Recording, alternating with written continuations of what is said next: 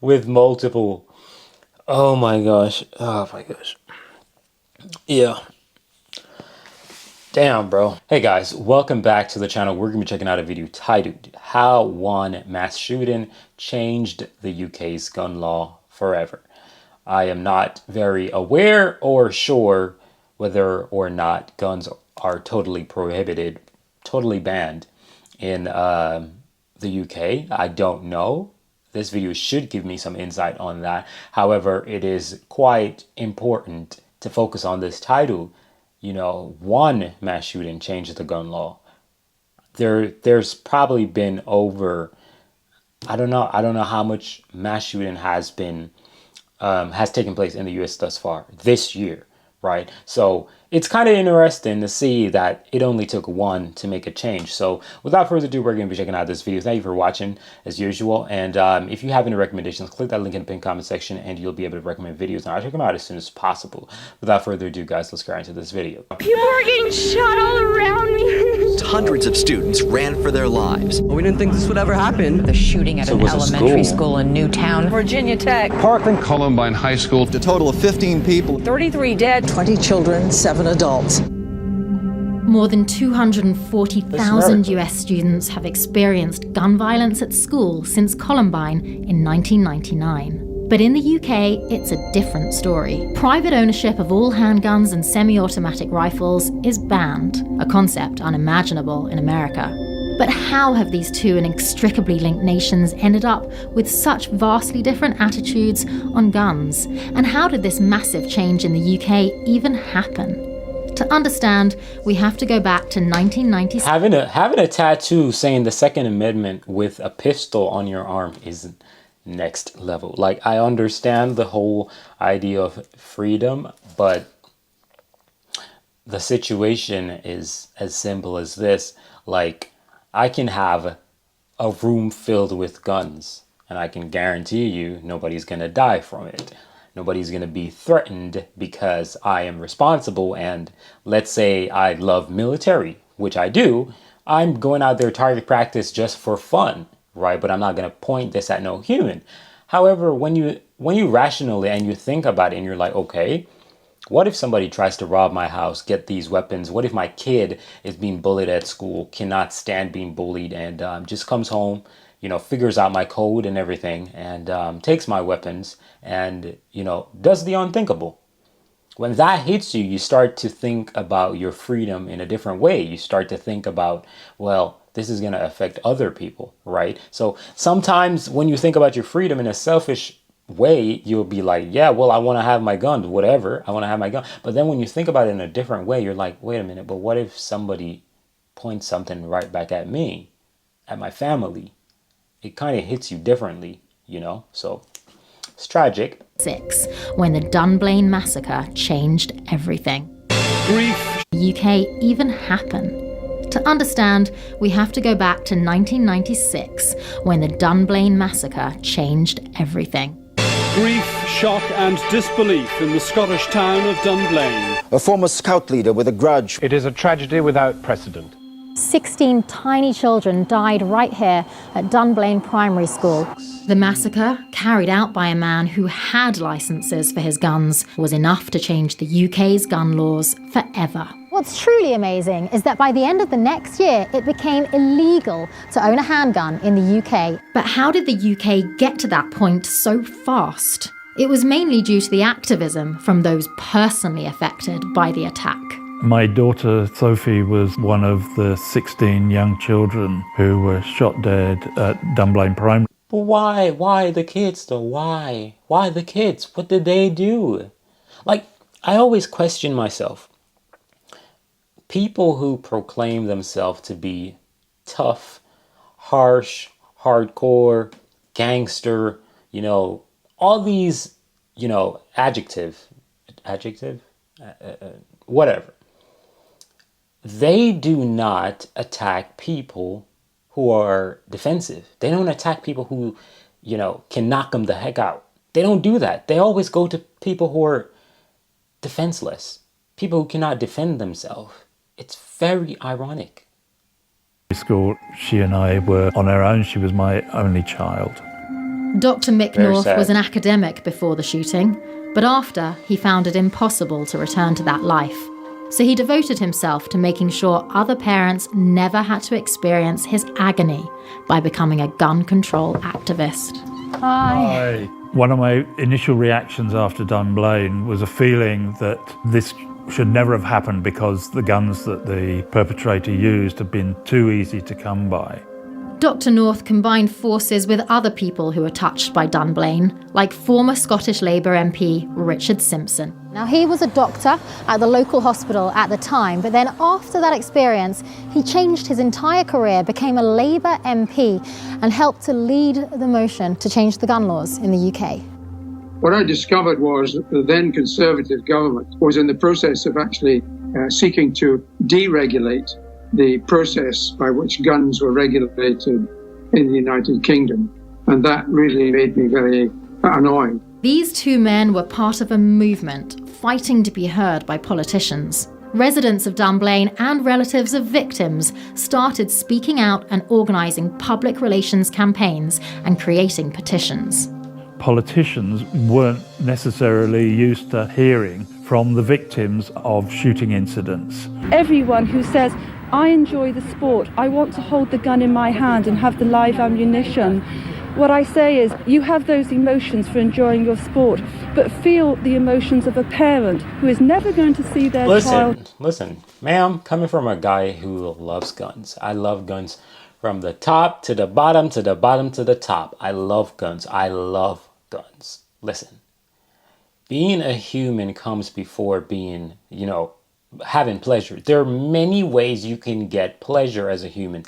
You don't need to get pleasure from something that is used to end lives. You don't need to, right? It's as simple as that. Like, when you think about it, there are so many things out there that you could do. Like, there are even ways you can even have other forms of shooting that has no impact on one's life. Like paintball guns, I'm pretty sure is allowed in the UK, right? That's the same thing, right? Just that it's not lethal, right? So I don't give a rat's ass what anyone wants to say when they say, oh yeah, I love to shoot and I want to do this and I'm not shooting anybody. It's not about you. It's about who is going to do it, right? And preventing it entirely is just the best thing. Ain't nobody trying to die innocently, bruh. Again. There was a massive groundswell, a bit like the climate extinction movement now. It wasn't highly coordinated or paid for. So we had a petition called the Snowdrop Petition, which was getting the public to sign up for a ban on handguns, eventually gaining over 700,000 signatures. Within 2 years, a total ban on handguns had been introduced in this country. By 1999, over 165,000 guns and over 700 tons of ammo had been surrendered. There was a lot of opposition to it, and it was suggested that it would actually badly affect people who used guns for sport, but it hasn't done so.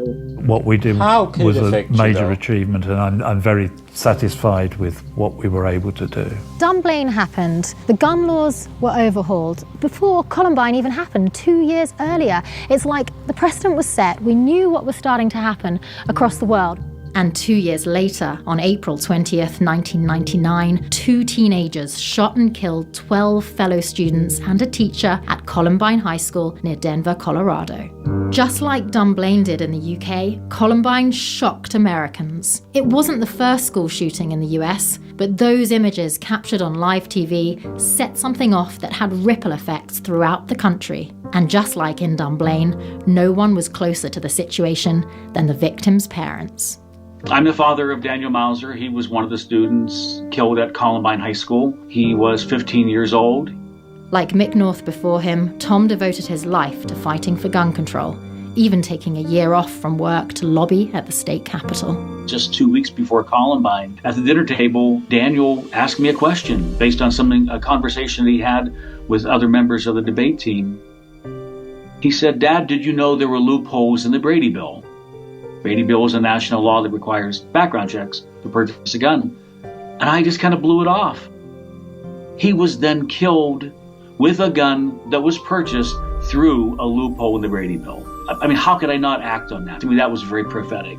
And it made me realize that when we have loopholes like that, when we have so much carnage in this country, we have to do something about it. I became very vocal, active. And Tom did make some very real progress. This is the saddest part about life, though. Most people will never understand until they experience it. Like, it's just the reality. A victim, a person who loves to shoot weapons as a sport, they'll never understand the pain, a victim of mass shooting feels until they are witnessing someone who is close to them being a victim of that. That's just how life is. Progress on a state level soon after, helping to introduce a bill to close the same gun show loophole he and Daniel had discussed over dinner. In 2000, the public voted and passed Colorado's answer to the Brady Bill by an overwhelming majority of about 70%. I felt that I did something to honor Daniel. I did something in response to something he brought up to me. But this small victory at the state level in Colorado was overshadowed by strong national backlash against gun safety laws.